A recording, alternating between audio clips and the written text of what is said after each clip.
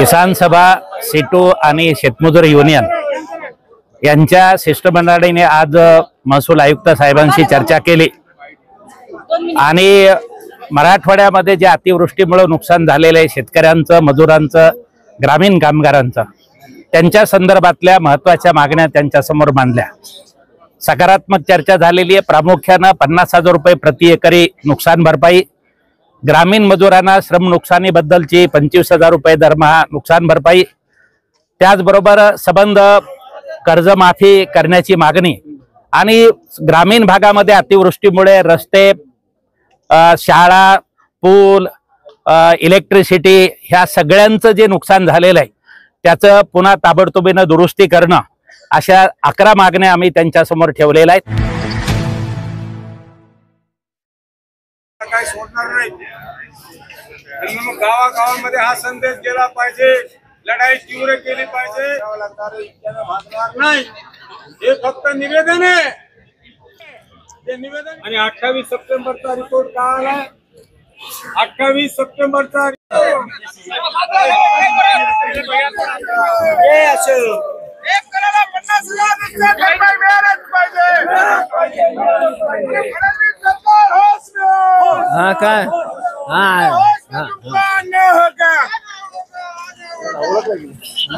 परंतु आता लोकांची जी मानसिकता आम्ही थोडं बहुत फिरलो, हे सरकार द्यायलाय।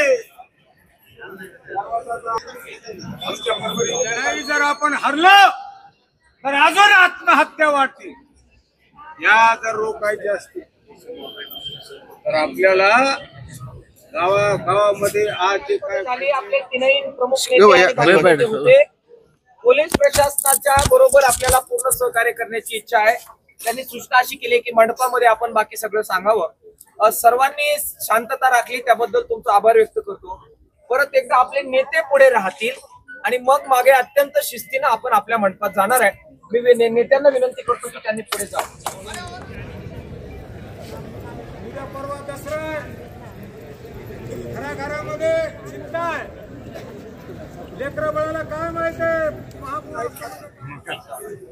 आई खाऊ तर ते ज्यांची सत्ता आहे ते आई खाऊ येतं, आपण तर कष्ट करूया आणि म्हणून इतक्यानं भागणार नाही। लढाई आपण आणतो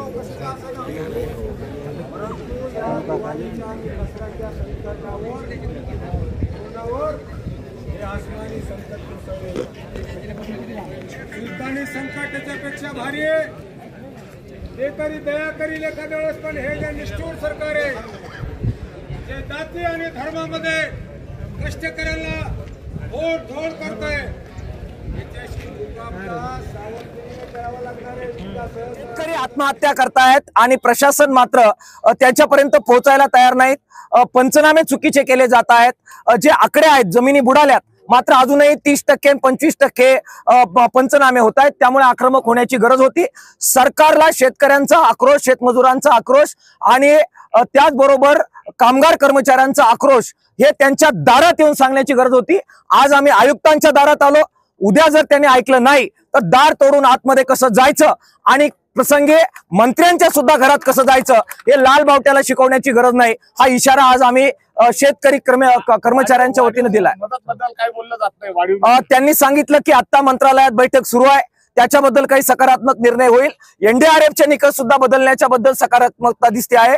कर्जमाफी ते करतायत, परंतु कधी याबाबतचा संभ्रम आहे। त्यांना सांगितलं हीच ती योग्य वेळ आहे, याच्यामध्ये आता चालढकल चालणार नाही असा निक्षून इशारा तीनही संघटनांच्या वतीने देण्यात आले।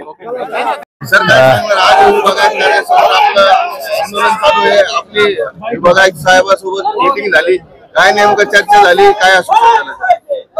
किसान सभा सीटू आणि शेतमजूर युनियन यांच्या शिष्टमंडळाने आज महसूल आयुक्त साहेबांशी चर्चा केली आणि मराठवाड्यामध्ये जे अतिवृष्टीमुळे नुकसान झालेले आहे शेतकऱ्यांचं, मजुरांचं, ग्रामीण कामगारांचं, त्यांच्या संदर्भातल्या महत्त्वाच्या मागण्या त्यांच्यासमोर मांडल्या।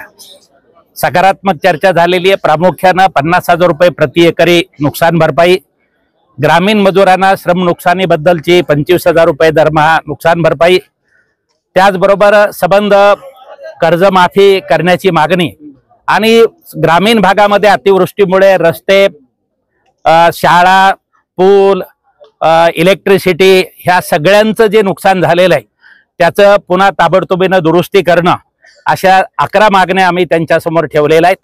त्याचबरोबर ज्या शेतकऱ्यांनी आत्महत्या केलेल्या आहेत त्यांना महसूल आयुक्तांनी भेट द्यावी, त्यांच्या कुटुंबाला भरीव मदत करावी, अशा पद्धतीच्या मागण्या झालेल्या आहेत. सविस्तर चर्चा झालेली आहे. या सगळ्या चर्चेचा वृत्तांत हा जाहीर सभेमध्ये आपले नेते जाहीर करणार आहेत. बरं, नुकसान भरपाईचा अहवाल अद्यापही आलेला नाही, काय सांगणार? साधारणपणे इन्फ्रास्ट्रक्चरमध्ये रस्ते, पूल, लाईट, इमारती याच्यामध्ये 2,430 कोटी रुपयाचं नुकसान मराठवाड्यामध्ये झालेलं आहे, असा त्यांचा रिपोर्ट आहे. त्याच्याबद्दल आम्ही मागणी केली की ते कामं झाली पाहिजेत. परंतु नुकसान भरपाई मिळण्याचा विषय, मजुरांना आणि शेतकऱ्यांना कर्जमाफीचा विषय हा शासनाच्या अखत्यारीत आहे. त्याबद्दल राज्य सरकारला आम्ही कळवू असं त्यांनी सांगितलेलं आहे. NDRFच्या निधीतनं जास्तीत जास्त शेतकऱ्यांना मदत करू, रोजगार हमीच्या कामातनं शेती दुरुस्त करण्यासाठी मदत करू, अशा पद्धतीचं आश्वासन आणि आमच्या म्हणजे प्रशासनाच्या हातामध्ये जे काही अधिकार आहेत त्याचा वापर आम्ही निश्चितपणे सर्व जनतेला आधार देण्यासाठी करू, असं त्यांनी आश्वासन दिलेलं आहे. शेवटचा प्रश्न असा आहे, अगर तुमच्या मागण्या मान्य न झाल्यास पुढची भूमिका असेल?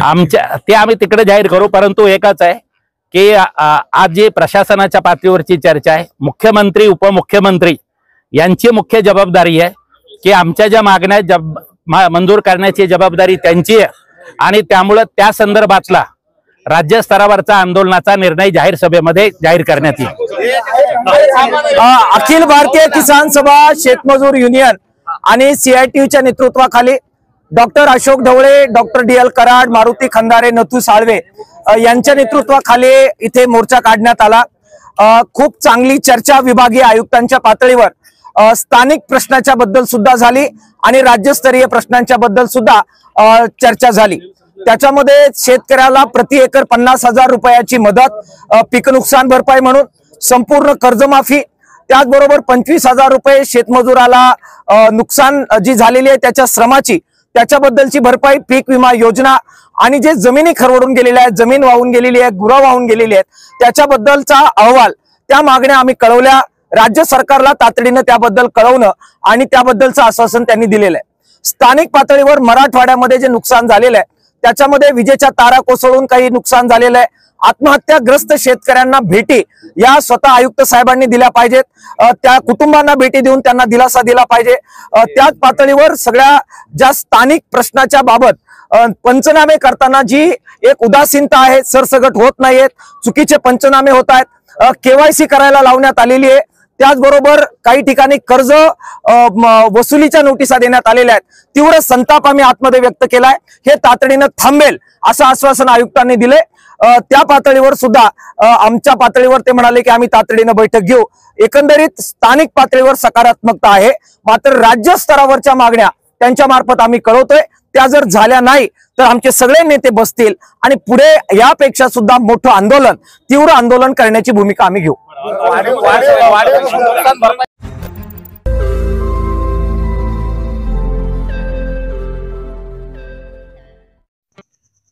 रोज नई खबरों को देखने के लिए हमारे औरंगाबाद समाचार चैनल को सब्सक्राइब कीजिए और नोटिफिकेशन पाने के लिए हमारे बेल आइकन को दबाइए ताकि हर खबर की नोटिफिकेशन आपको मिलती रहे।